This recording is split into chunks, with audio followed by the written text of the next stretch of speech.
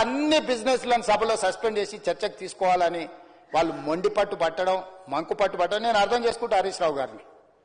ఎందుకంటే హరీష్ రావు గారు ఇక్కడ అల్లరి చేసి చొక్కాలు తెచ్చుకోకపోతే ఇంటికి పోతే కొరడా దెబ్బలు ఉంటాయి అధ్యక్ష, కోదండ ఉంటుంది అధ్యక్ష. నాకు తెలుసు ఏం చేస్తున్నావు నువ్వు అని ఆయన అడుగుతాడు. ఆయన ఇట్లాంటివి జరిగినప్పుడు కొడుకు విషయంలో ఏది చేసినా కూడా కాపాడాలన్న ఆలోచనతో హరీష్ రావు గారిని కొరడాతో కొడతాడు అధ్యక్ష.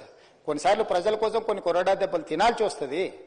నువ్వు మరీ శీలాన్ని నిరూపించుకోవడానికి, లేకపోతే నేను బాగా వీరోచితంగా కొట్లాడినాని, లేకపోతే నిన్న నువ్వు అడిగితేనే ఔటర్ రింగ్ రోడ్లో మేము వేసిన విచారణకు కావాలని నువ్వు తారక రామారావు గారిని ఇరికిచ్చినావు అని మీ కుటుంబంలో పంచాయతీ ఉండొచ్చు అధ్యక్ష. సహజంగా కుటుంబం అన్న తర్వాత చిన్న చిన్న సమస్యలు ఉంటాయి అధ్యక్ష, మీకు తెలియదా?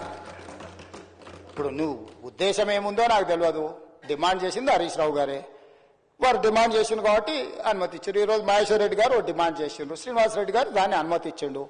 సీనియర్ సభ్యులు అడిగినప్పుడు వాళ్ళు అడిగిన దాంట్లో సహేతుకత ఉండి కొంత బలం ఉంటే వాళ్ళ వాదనలో కానీ విషయంలో కానీ